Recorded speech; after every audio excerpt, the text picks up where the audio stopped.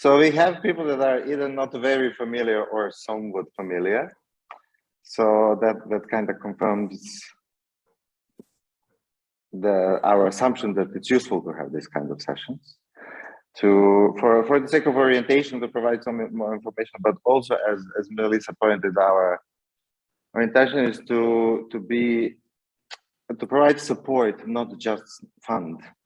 So that entails this orientation session, support, answering any questions if you are puzzled during the process of developing your applications, but then maybe even more importantly, Melissa mentioned that we have a very warm relationship with grantees throughout the implementation, and they're always available for any kind of support or connecting teams of projects to the donors, other projects that are being implemented, or to anyone else in our broader community. So maybe just a quick background. Particularly, I will focus here on the distinction between the knowledge platform writ large and particularly knowledge management fund. So the knowledge platform, security and rule of law, is currently one of 4 knowledge platforms that function in the Netherlands, close to the Ministry of Foreign Affairs, responding to different policy areas of the international development of the Netherlands. Security and rule of law is one of them, and it actually encompasses more broadly all stabilization, peacekeeping, building humanitarian aid, and then particularly security and rule of law interventions. Then the Dutch development cooperation has focus countries and focus regions, but that does not directly apply to our field of work. So we are open to much broader regional, geographical coverages and diversity of approaches and ideas. And besides the Knowledge Management Fund, which is one of the instruments that the platform is having, we are also having the flagship annual conference that is usually in October. Since COVID that turned into hybrid events, used to be in-person conferences in The Hague. We are last year it was hybrid, with both in The Hague in presence and online. And for this year, we are also planning to have some sort of a hybridity around that conference. We are still fine, but you will definitely be made aware of the conference, because very often projects that are being implemented under the KMF, particularly this window, spring window, have an opportunity to either workshop and bounce ideas if they are in some stage of still drafting outputs or thinking through collect data or thinking about knowledge uptake and how they can make the results of their project influence on policy or practice. Conference is a nice opportunity to also bring whatever you have to that point, and you use pool of conference participants, engage them in thinking through and further developing your ideas, or simply if you're already close to the completion of the project, to showcase your work and engage with the broader community. So our community, I keep referring to communities, our community, because our broader purpose is to be a bridge between policy, research, and practice. Our community includes several thousand of researchers, practitioners, and policymakers around the world. And besides Knowledge Management Fund conference, we also organize various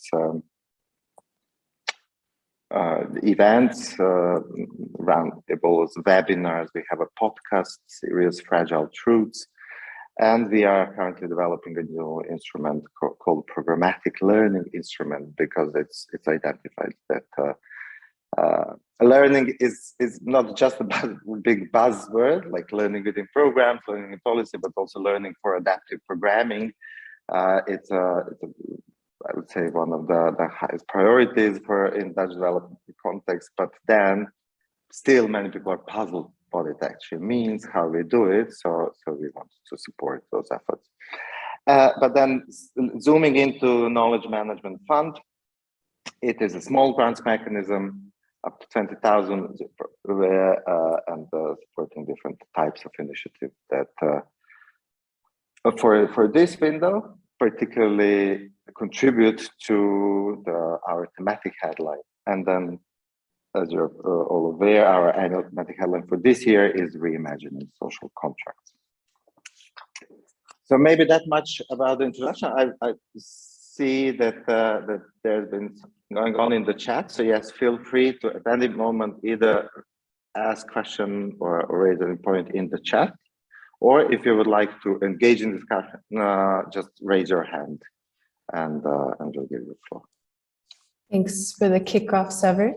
Happy to take on the KMF procedure now. So now we'll touch about the procedure, a little bit about the criteria scorecard, how your project will be assessed, differentiation between the different types of grants, and then we'll walk through the application form question by question as well, hoping to leave plenty of time for discussion at the end of this session for your questions. But as Sever said, feel free to just interrupt also and raise your hand.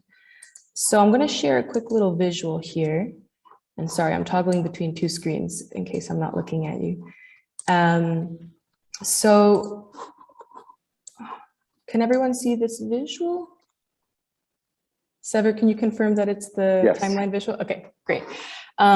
So we're going to just zoom ahead to where it says April 15th, since that's where we currently are on the timeline. The invitations have been sent out, of course, that's why you're all here. And May 8th is the deadline for the full proposals. At that time, the proposals will then be filtered as eligible or ineligible. We hope that all of your applications will be eligible. Momentarily, Sever will introduce the criteria scorecard and break down exactly what would make a proposal ineligible. But it's mostly just making sure that you submitted everything correctly, you use the proper budget templates, and that formulas within that spreadsheet, for instance, were not manipulated in any sort of way. Make sure that your timeline is clear and manageable within the 9-month time frame, etc. As I said, we'll get into that a little bit deeper momentarily. But projects that are eligible will then be assessed and scored by a first reader from the review board. The review board consists of our own secretariat team, the advisory committee. We have 9 advisory committee members.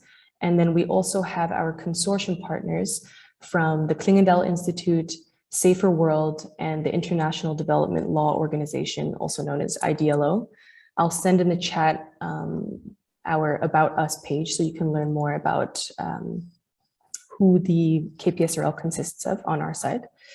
So after it's assessed and scored by the first reader, it then goes on to a second independent reader scored against the same criteria scorecard. The next step is that the scores are reconciled and discussed among the 2 reviewers. And then on May 31st, the grant decisions are announced to you all. And hopefully by June 15th, assuming all paperwork goes smoothly, the projects will then commence and the initial tranche of funding will then be transferred. So that's the general timeline. I can send it in the chat as well in case you would like the visual for yourself. I think that's it for KMF procedure. Sever, do you want to take over with the criteria scorecard? And I'll share my screen throughout this process so that everyone can follow along. Yeah, sure. Thanks, Melissa. Just before I dive into like nitty-gritties of scorecard, any questions or needs for clarification for now on this broader picture of KPSRL, KMF, criteria process? Huh? Yeah, Sylvia? Yeah, hi, Severin. Hello, everybody. Hello. I was just wondering, I was maybe a bit confused about the role of the consortium because you mentioned the first reviewer and then the second reviewer. And what exactly is the role of the advisory or the review board with the Secretariat and the Advisory Committee and the consortium members, what are they doing exactly? Sorry. Yeah, so we just appointed these three kind of groups or structures in the KPSRL as they form the pool of reviewers. So we are keeping anonymous, like who exactly, but at least to indicate from which pool we are drawing on for reviewers, depending on the type of application or the stream, or if there is some sort of a conflict of interest, then that triggers procedure in like who then reviews to avoid conflict of interest. But so the Secretariat team advisory committee, which maybe just also to point out, advisory committee is representative of the community of KPSRL. So it involves the people from different organizations, institutions, or research, so from around the world. And idea is that advisory committee actually represents diversity of voices from the community, and then also adding to that pool consortium partners, representatives of these three organizations that are consortium implementing the KPSRL program. Yeah, great. Thank you. It's clear now. Thank you. Yeah, good. You're welcome. Silvia, any other points that need clarification so far? We had one question from Srivija in the chat about the three different types of strands of funding, but I will make sure that we get to that after we walk through the criteria scorecard. Yeah, so if you can just for a second, because that also will come through the scorecard to some extent, but also we'll have a small section particularly unpacking what these strands mean and what could fall under which. Thanks. Could you maybe also share? Yeah, lovely, great. Thanks, Melissa. So technical eligibility criteria is on the top, and as Melissa already mentioned, it is mostly really the technical part, but we are checking before diving into those overall, looking into how realistic the planning, so how feasible it seems to be, is timeline clear and fits within the period that is up to 9 months for implementation of these projects. Whether it will begin in again, here it says within 6 weeks, not necessarily that you have to begin within 6 weeks, but that if it's feasible and it fits within the 9 months, whether that timing also accounts for the logical date to kick off. Then also whether it includes contingency planning, and as we learned, particularly in the last 2 years, that proved to be very useful and important.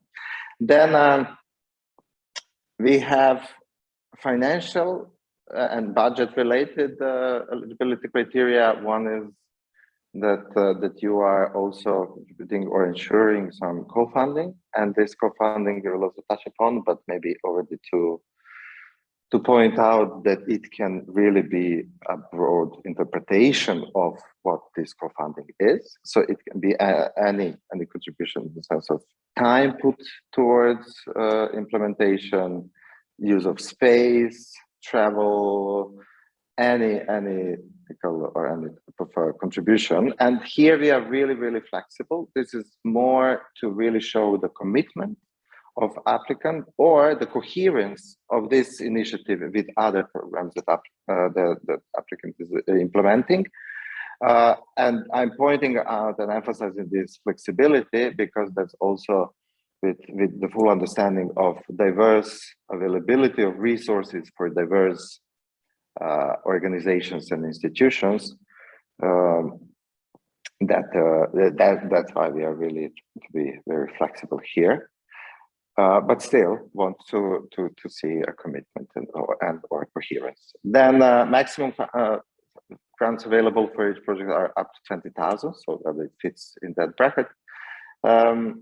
Then overhead costs are not eligible. So so directly the thing that contributes to the implementation of the project is, but like running costs of the office or management or any other like really clear overhead costs are not eligible. These are program funds. Then that miscellaneous costs are not more than 5%.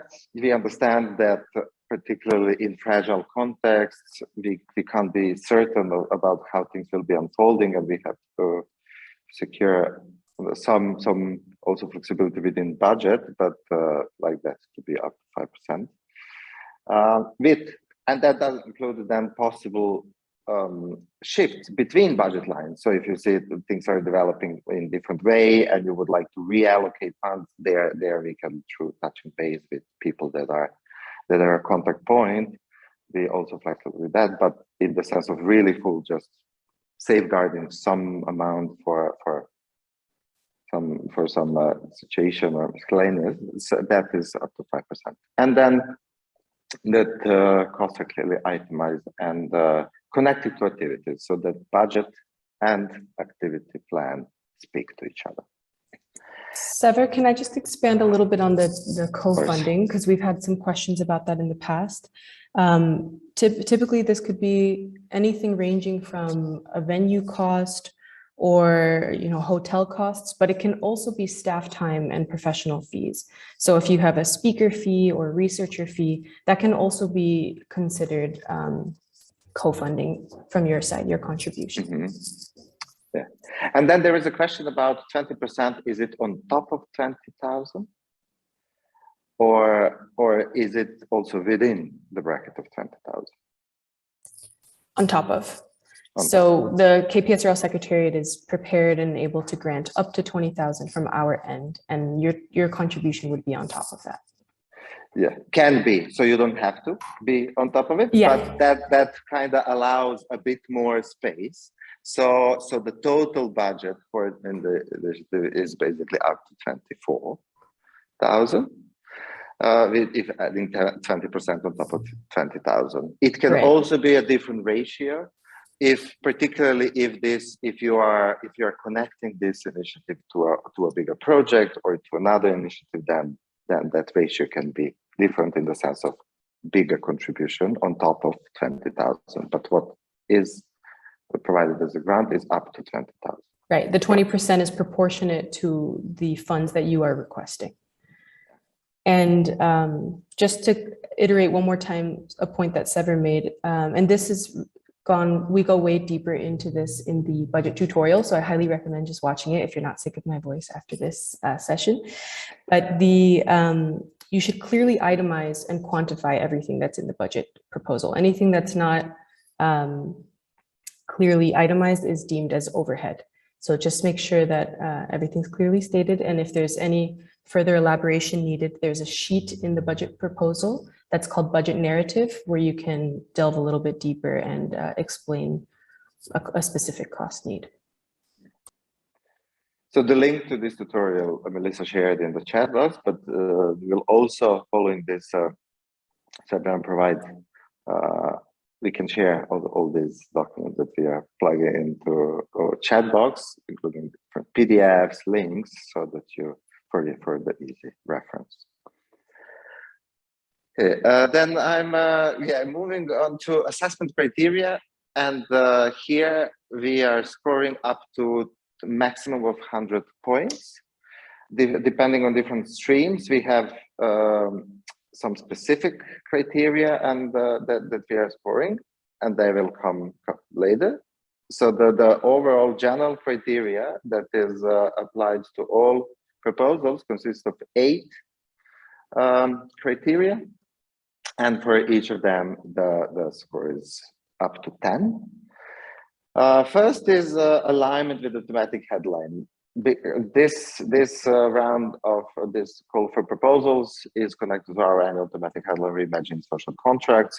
That was already one of the criteria in the pre-selection, so shouldn't be hard to really pick this, but how closely you are aligning and how you are contributing. to really reimagining social contracts in this whole process.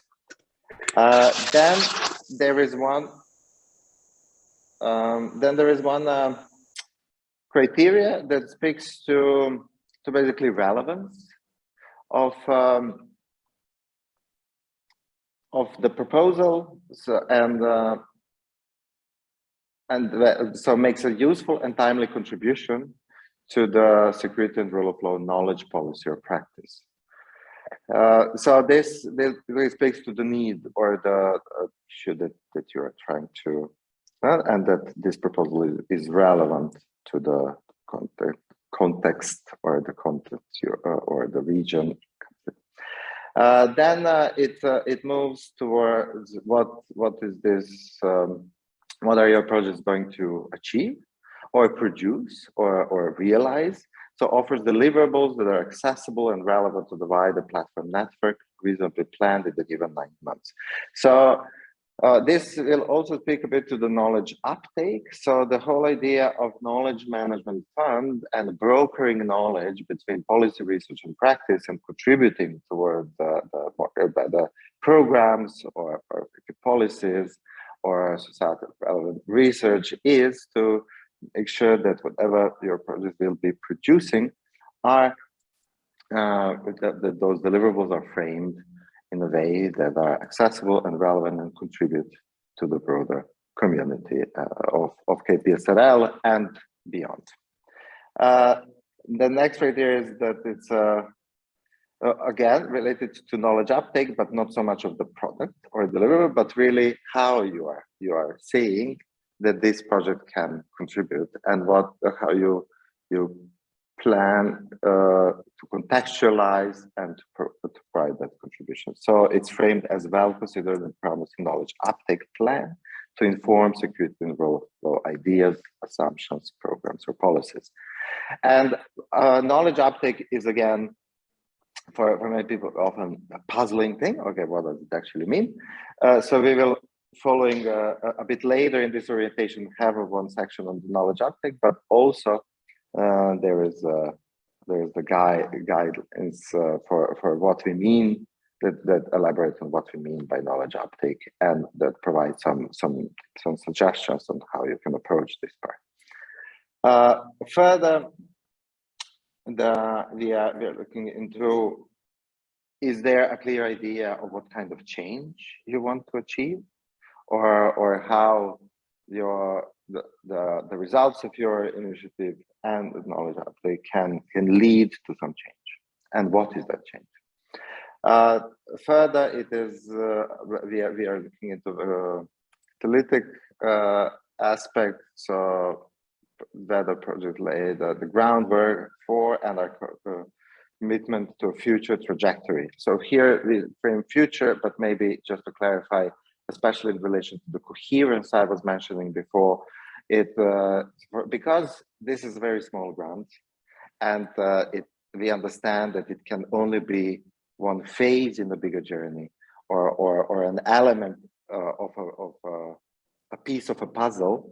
So then we're looking into how this piece of a puzzle speaks to the whole overall journey, or to the big picture.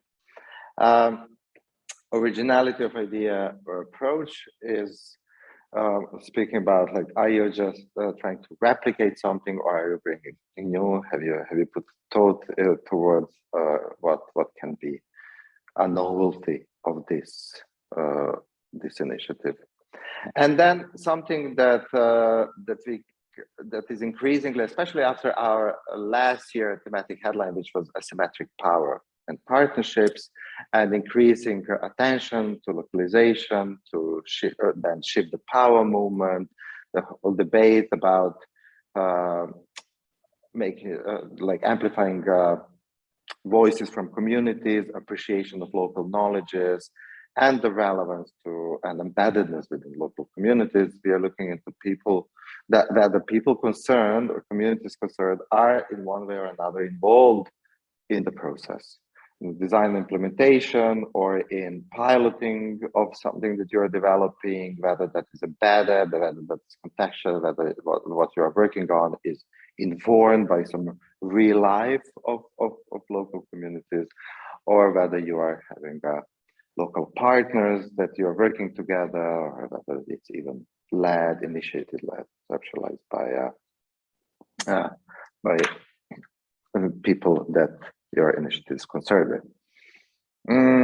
Yeah, so I'm wondering, Sarah, whether this a bit of information I provided about this is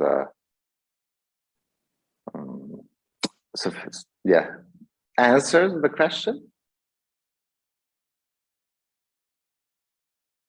I see also this added element of interacting with a global network. Well, if you are, and I think that's a great question, because community, we can talk about community like a local community, but this is also then if it's a global network, then that is a community. So whether you are enabling voices of those concerned. So if those concerned are policymakers in intergovernmental organizations, then whether you are adding it, whether you are engaging some of their voices, whether you are appreciative of dynamics, needs, and making it, bring there some of them to be involved in the process. So on the one hand, it speaks to participation of those concerned. And on another, we also see this as important element for the uptake in the sense of their ownership of the process and product if people are engaged throughout. I hope this answers. If anything more is unclear, either raise your hand, engage, or leave extra questions and comments in the chat box. Okay, so those are general criteria, and then we'll get straight after this into more elaborating what are those three possible types of grants or streams. But already this will perhaps shed some light. So we have three possible streams, and this is not to suggest that you only are doing one and you don't tackle at all the other, but to be able to somehow group or select, we ask you to pick what is the dominant stream, or what is the main stream your proposal is falling under. And those can be either events, research initiatives, or innovation. And if we talk about events, and we are scoring those that click in the application, I will go through the application, but that event is the main stream, then we particularly look into whether just identify specific audience and justifies why that audience is relevant, who is going to be present on that event, why are those people particularly relevant to engage, and what is their role in it. And then we also look at the clear plan for audience interaction and participation. So this further expands to on ownership, but here I would say maybe a different thing is that among them, this audience, whether to what extent those concerned or directly impacted by the initiative, and that will be the previous criteria. Here, it's really about the interaction and participation, the process you're engaging them with, the space they are getting in the process, and to understand their voices are going to be accounted for. Then looking further into research, we are looking into the link of your research questions, the knowledge you're developing, and the links of that to an assumptions underlying security and role for policy or practice that deserve interrogation. So that can be either showcasing that it's embedded and responds to the need, is the particular need for foreign knowledge, or it can be, for instance, just as an illustration, there are some assumptions about particular theory of change that you see your project can contribute to, or you can say, oh, there was a research done, and there is a need for the further dive into particular topic, identify this research, and that is how this project is building on. So this is to see how your research is related to the actual need and how that is contributing to the policy or practice in the broader security and rule of law sector. And then we also look into the methodology, to its soundness, whether it's ethical, appropriate for the research questions posed, and or I would here maybe just add not only in relation to the question, but also in relation to the context where you are conducting research, who you are gathering your data from, and how you are again linking to the voices of those concerned, but also relevance of different stakeholders to be involved in the research.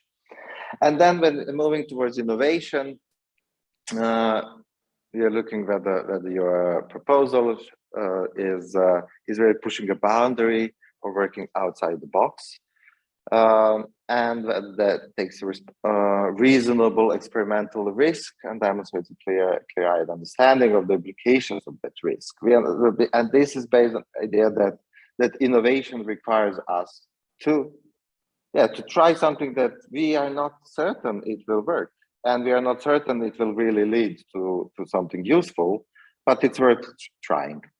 And here we are seeking to see that you showcase that you understand that there is a risk and how you may mitigate it.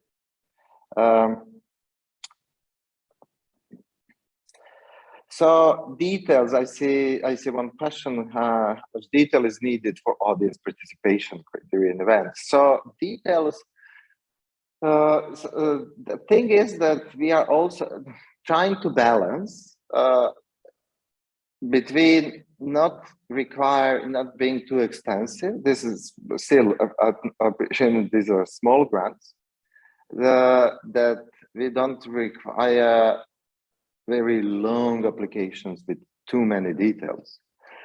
So we even have some kind of word limits in application form with not so many, and we'll go through all of them in a bit. So it's really about how you try to cover all these aspects and to balance them. So with full understanding that with word limits, you cannot provide all specific details.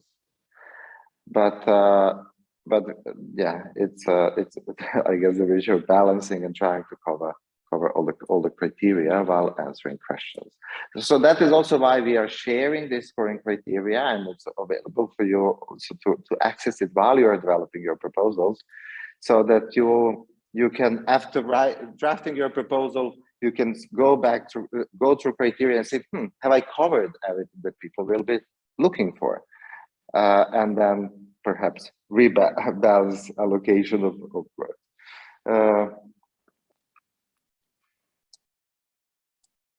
No, we already in. So the balance between strands of projects, it is not criteria for us. So we like to see diverse projects being implemented, but the quality of proposal is what leads to selection. So this is why we try to make it kind of equal treatment by having a set of criteria that is applicable to everyone, then specific criteria that is applicable to that particular strand. But either way, each project can get maximum 100 points. And then what gets to be selected and funded is basically just those with the most points. And there we don't then kick out some proposals just because we want to have from the other strand some other. No, this is then what we end up with. We end up based on the number of points proposals scored. And this diversity of criteria per strand is just to try to appreciate diversity of initiatives that happen under strands, and to apply criteria that is more relevant and applicable for that strand. So that when we get to final 100 points, that is kind of in line with what you are applying for. So there is an equal treatment, so to say. Yeah, so that's much about scoring criteria and scorecard. If there are any other questions, if not, maybe just, Melissa can expand a little bit more on what would fall or what we normally see being under these strands. Sure. So yeah, Sever went into it pretty in depth already, but and we don't want to be overly prescriptive here because we recognize doing that might sort of hamper your own creativity. But in the past, I can share that events have mostly constituted of things like seminars, roundtables, conferences, workshops. Research is often focused on identifying and addressing gaps in current research and underlying assumptions that lie in research. And deliverables tend to be things like policy briefs, reports, but not exclusive to. Sometimes there's other creative mediums that researchers choose to use. And then innovation is sort of ones that don't fit into any of the categories. It's just projects. And we've had things from apps, phone apps that have been developed to covert cameras, all kinds of different innovations. So hopefully that clarifies a little bit, but doesn't hamper your own creativity, and you shouldn't fear proposing something new that we haven't had in the past. And we've had a few questions on whether if your project doesn't fit neatly into one box, but rather is both an event and research, what to do then. And Sever already mentioned this, but we recognize that they don't fit neatly into mutually exclusive categories. You do unfortunately have to choose the one that's most dominant because of the way that the criteria scorecards work. There's a different scorecard per stream. So it's sort of up to you to discern which one is most to your advantage. But then we do encourage you in the proposal to talk about the other elements and the other streams that your project will be using as well. Yeah, but just to emphasize that it will be scored by the stream that you choose, and these are the additional questions. So then just keep that in mind and give that more attention in your proposal. Even if that would mean that relevant information won't have space explaining the elements of the other strand, but at least just indicate elements of the other strand, but focus on elaborating on elements that will be scored under the strand you are submitting. Exactly, because the criteria scorecard that we just shared on the screen was just for this presentation purpose to put them all on one scorecard, but it's in fact 3 different scorecards. So to answer the question in the chat, you cannot receive points from other strands.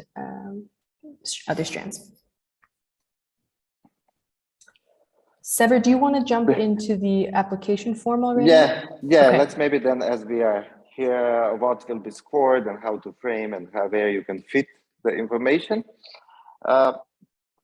We wanted to just take you quickly through the actual application form you will be filling. And that application form is online form, but if you're facing unstable connections, then we encourage to copy this form, prepare answers, and then just copy paste them in the form at the point when you have a stable connection. So here are some. So first is basically password. Password will be was provided to you, I believe, in the invitation for full proposals,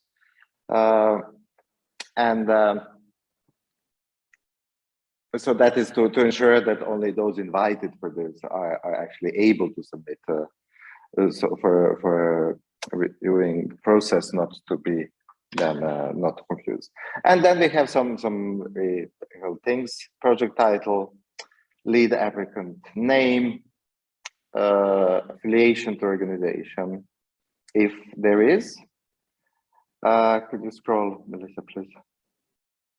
And then contact of So those are, and then also co-applicant details if you are applying with co-applicant organization or institution. Here, I would maybe just point out that there is one section for co-applicant. If you have more co-applicants, maybe just include them with like commas or slashes to differentiate them. You can also do so in the notes section at the very bottom here, if you have additional co-applicants. Yeah, or any other information you want to add, but here already indicating is maybe useful to just list all co-applicants. After that, you have basically a button to click under which strand you're applying, so events, research, or innovation. Following that is a project summary. We framed the project summary a slightly different to what was asked in your expressions of interest, because we are trying to, on the one hand, have some summary, but here maybe just pay attention to the fact that communication about supported projects will be drawing on this section. So if we are preparing and putting on the website like overview of projects supported, these summaries will be used. So this is basically also in a way you can see it as a public pitch of your project.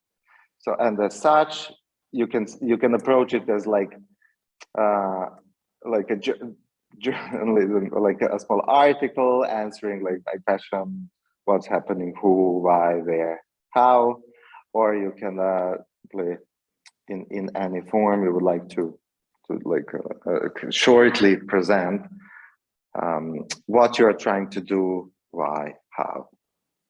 Project then description is basically the main big question. And project description allows then 1,000 words in the full proposal. And here we encourage you to basically make sure to cover, provide information that enables scoring against criteria.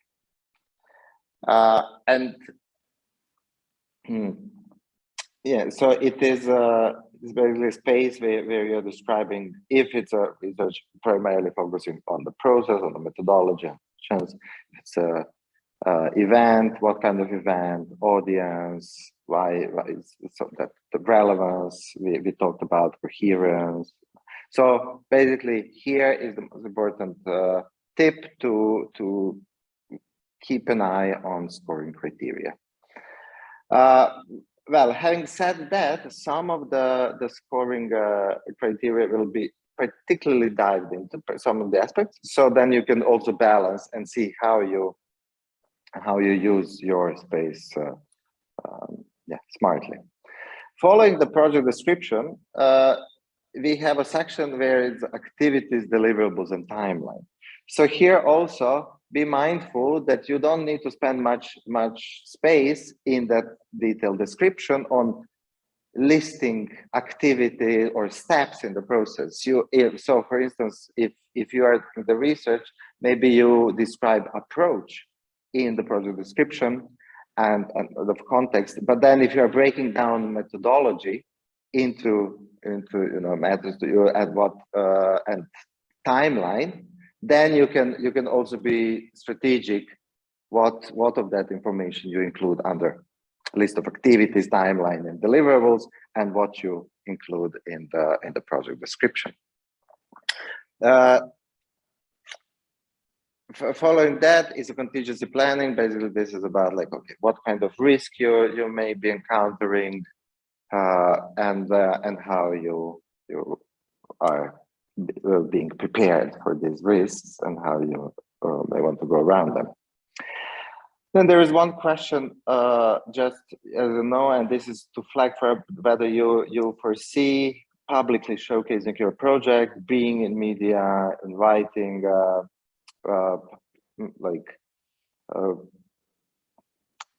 public servants, or having a research superstar involved, or whatever. So whether you expect media attention and whether you expect public appearances. This is mainly to flag to us which project might require more support in communications, in like visual elements of communications and so on, because that might also inform, make sure that you get Melissa as a contact point, as our communications lead, and that person who is less aware, less engaged with public appearances and media. That question is uptake strategy. This can be related to these public appearances, but it doesn't have to be. It can be very strategic, tactical, focused, narrowed to particular people, to contributing to the particular process where you want to influence, you know, specific decision makers. So this doesn't require big publicity, but really thinking about how is this going to really contribute to something, and whether who may be using it, and how. Sever, do you mind if I just quickly interrupt it? Just because in the past we've gotten questions about the uptake strategy. We've created a 2-pager with very clear questions that we encourage you to not necessarily specifically answer in your proposal, but just ask yourself as you start writing the proposal, that should clarify what we mean by knowledge uptake. But as Sever said, it's a lot to do with identifying the stakeholders and the context of your project, developing an engagement plan, planning ahead the communication activities and things like this. So I'll send that in the chat as well. Yeah, great, thanks. And then we have a budget proposal for that, as a share. There's the whole tutorial specially developed for that on YouTube. Link is in the chat and will be shared. So I won't be spending here much time. I already shared some general criteria. You can attach any additional supporting documents, but please be aware that these documents should be supporting documents and not like extra space you want to use to supplement your proposal. So those won't be considered as so. But if it's like, oh, this is what we are trying to influence, or this is the we are aiming to, or this is the previous research we are building on, or so those kinds of things. And you have extra space. This you can use however you like. I would say notes can be either like specifying, you know, dynamics, relationships with partners, but can also be adding particular information that you have had space, or you feel like they fit under above questions. And at the end, there's the tick whether that if you are meeting the eligibility criteria. Great. I'm just looking at the time, Sever. We have about 10 minutes left, so I want to make sure we have enough time for Q&A. Thank you for walking us through the application form. And while I'm sharing my screen, I just wanted to show everyone where all the documents I've been sending are located. On our website, we have the Knowledge Management Fund tab here.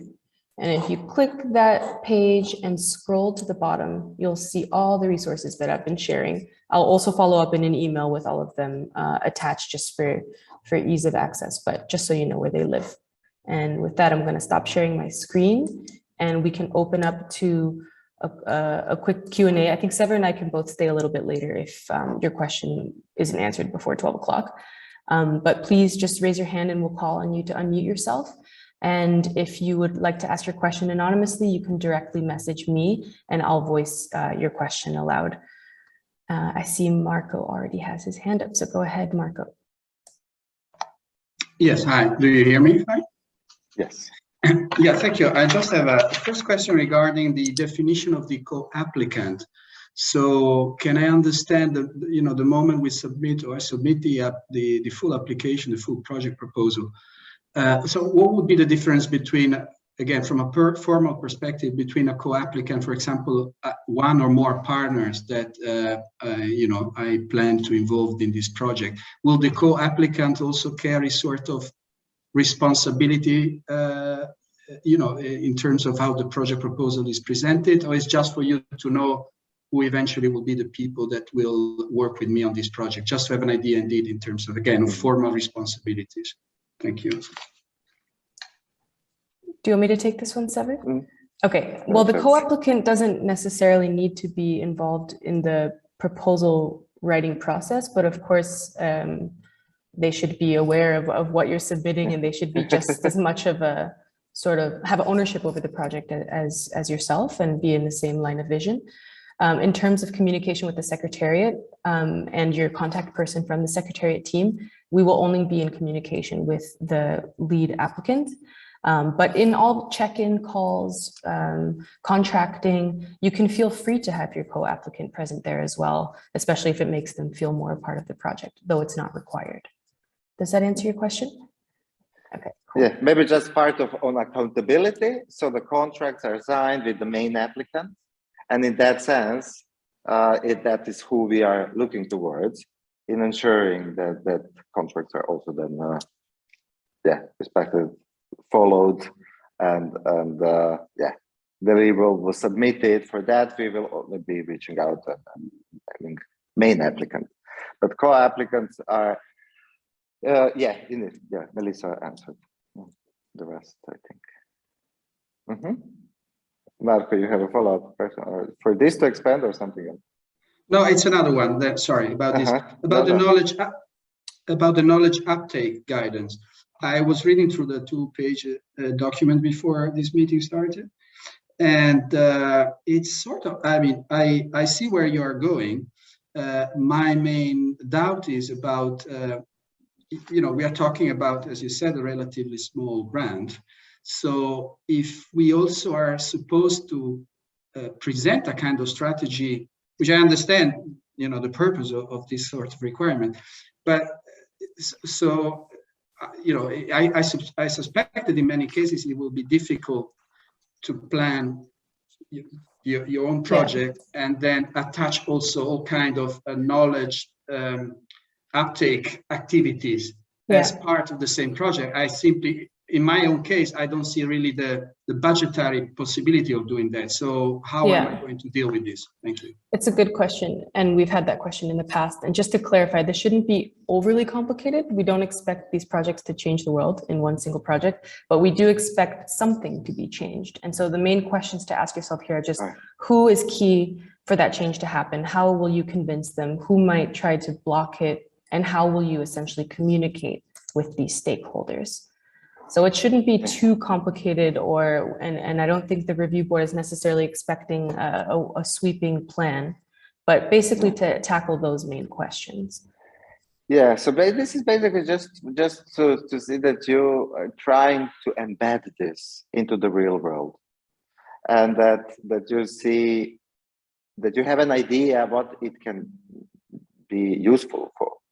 So just to make sure that initiatives are not islands that happen within the group of people who are implementing, and it stays with them. But it's really just trying to see how this is part of a bigger picture and what it's contributing to, and how you may within this project or in the future foresee that this can be made part of the big journey or contribute to some change. So it's really just to encourage you to see this not as an island, we do it, we are happy and it's done, but like, okay, what's the purpose of it? What's the point of in the big context? Yeah, we have another Sevilla. Thank you so much. So my question is that contingency measures, yes. So with the uncertainty around COVID and the restrictions that may come in, how much of I don't know how to put it, but how much of a leeway do you have in terms of contingency measure? Because contingency, so for example, if you are having an event, and if that event moves like online, if that is your contingency measure, how much of flexibility do I have in planning my budget? Because there will be a huge difference, right? So what are you thinking for that? Yeah, so we fully understand that, particularly with event, and if they're moving to online, that requires very different than costs. So you don't have hotel, but you might have bigger technical expenses. And for that, we would be flexible, and case by case with your contact person and support person, they would then come up with, agree to an agreement how budgets can be reallocated or shifted around. In that, we would like you to put some initial thoughts into how would you go around it. So to already indicate us that you have put some thought and that you have ideas how to go around it. It can be simple moving to in-person online, but it can be also thinking about, oh, maybe we can have small hubs, or maybe we can have a group, one group there of people working on something in one community and connecting with another small group from another community. So you can be also creative around it, how you may be responding to it. Yeah, the main point of the contingency planning is just to make sure that at the end, something still takes place, something meaningful that can contribute knowledge to the community. Almost all of the projects that we've had in the past were able to adapt and come up with a meaningful solution, but we're very, very flexible in terms of shifting budget lines during the duration of the project if it's suitable, and also in terms of extensions when needed as well. Yeah, but love. Okay, greeting from Nepal, Shever. I'm very much happy to joining the very vibrant and significant issue of the Dalit Untouchability Committee in Nepali community. Is very much significant issues in Nepali context. Since long years, we are also working for advocating and announcing the raise of issue theme to the rural caste. Those who born in the high caste, they have guaranteed to privilege of social power and product. Those who born in low caste, they have no power, product, and education knowledge like that. This is unequal structure we are living here. So we a little bit advocating to reach these ideas, thought, and just to give the information, the knowledge. Yeah. Knowledge is the power. They give it this information. Knowledge is the power. To little bit of trying to advocating these issues to the rural caste and rural classes to share their power, product, and down-to-earth peoples. We are a little bit encouraging our mind and knowledge. So we are trying to cover those who given the idea, outlooks, and methodology, different type of theme you have also presented here with resume. But we are don't give us too much. Don't give us too much spoilers for what will be reading in your proposal. Sir. Yes, sir. Sorry, sir. Yeah. So we have very much interesting to given us this method is event and workshop, and the workshop program we are going to conduct around the country, especially the 4 and 5 issues like that, untouchability systems, like caste-based discrimination, intercaste marriage systems, and Hindu Orthodox and exploitation. Especially method we have using the workshop program. So it is better or no, what is better for the method? Yes, we understand that. I just being mindful of time. What is the question you would like? Do you have a specific question for this session that would help you develop your proposal? Yes, sir. Yes, sir.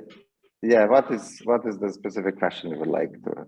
Especially, I have developed the caste discrimination system in Nepali social values, and we are necessary to eliminate the caste system. Already a little bit the constitution and law has given us the right for equal structure, but practically in practical life we are not resume this kind of equality.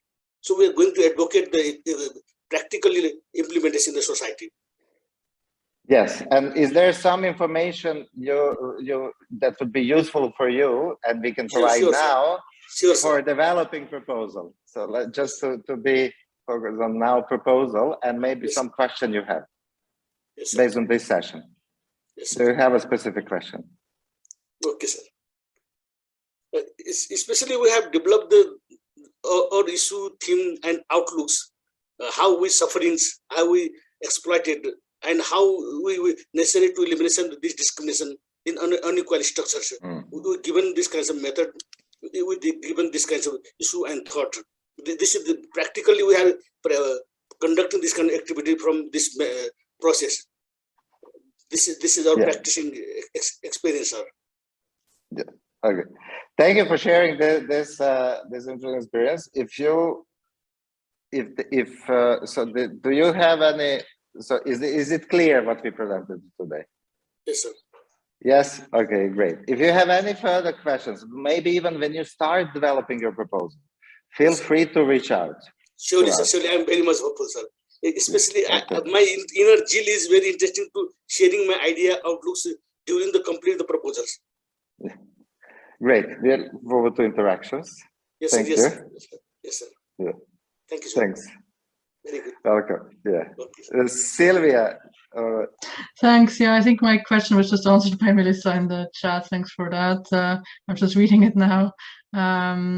Yeah, exactly. So I'm sure this will all, once in case we do are granted this funding, then you will guide us on what sort of you need for your accountancy or accounting from the lead applicant. I guess you need to see receipts and stuff that they have indeed dispersed some of the money to the co-applicant, right? And so anyway, that's for later on. But for now, I think that's all I wanted to know, because yeah, I'm a co-applicant and I need to know what I need to tell my funding support office in terms of what's going to hopefully come our way. So thanks for that. Yeah.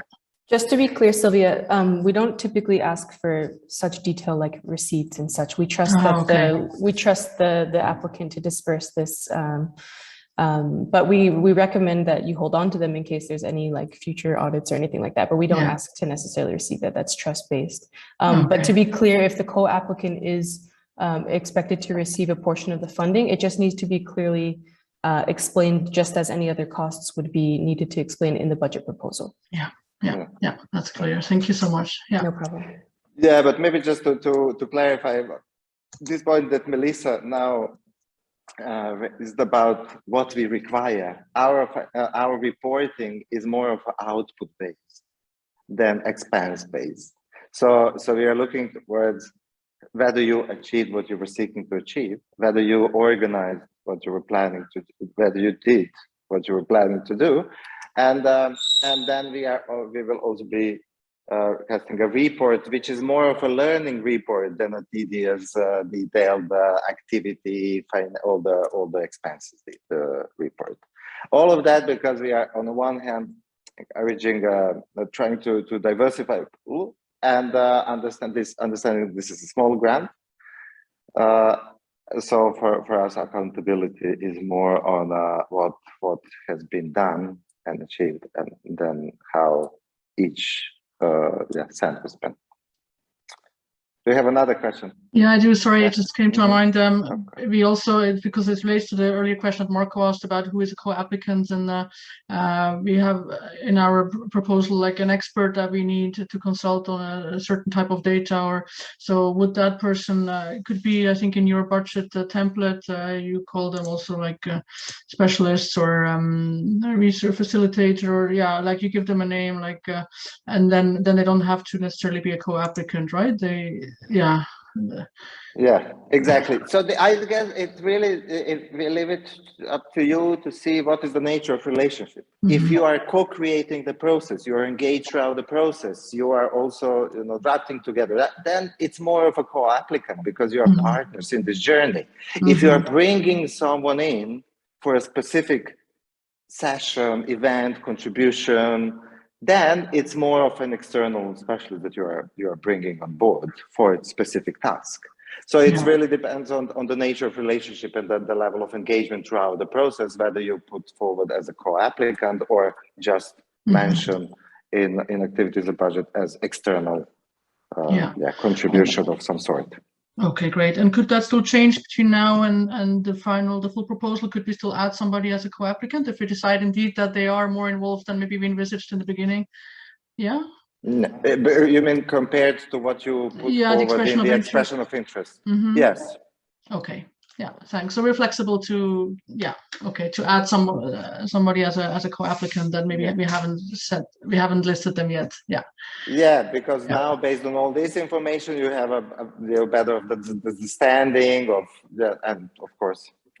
Yeah, now, the real work in that sense begins, that we now have to develop a full proposal, and then you might see that actually the person that you had in mind only as a sort of a specialist for a certain task might become really involved somehow, or we decide that it's very beneficial for the project to become more involved, and then it's more like a co-creation, as you were saying, and then maybe it makes more sense to have them as co-applicants. So I'm just trying to anticipate, but thank you so much. Yeah, very useful. Yeah, I'm seeing, so we're 10 minutes over, so I just wanted to let people know that if you do need to bow out, feel free to do so, and then Sever and I can stay another 5 to 10 minutes to answer any additional questions, starting with Marco. Yeah, thank you. Sorry, I would just like to link up to the Silvia's last question about, we submitted a sort of expression of interest, but the moment I was doing that, I was of course thinking, well, the real test will come when I have to fit everything in a given budget. And as you've seen, probably, I was sitting between 2 of the 3 strands. Now, my concern, and again, I don't know now yet for sure, but my concern is that, well, I will have to a certain extent to choose for one strand, as you said, although maybe indicating that there is interest also in another strand. But what if when I test all the activities I would like to do, I discover that actually they don't fit in the original idea, so which was to cover both strands. And I have, so to limit a little bit, let's put it this way, the scope that I have proposed in the expression of interest. Again, because it doesn't fit in the possible budget that I have. How problematic will that be?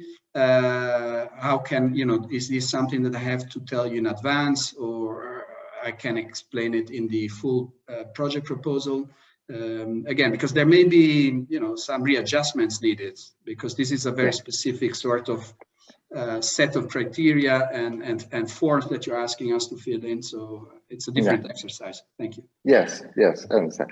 So maybe simple answer will already cover this, and that is that your full proposals are independently reviewed from expressions of interest.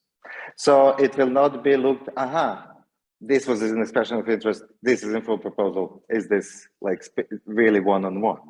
So it might even happen that the person reading and scoring your full proposal haven't seen your expression of interest, because from this pool we are differently, for also there's different perspectives and independence in reviews. So that I wouldn't say would jeopardize the proposal.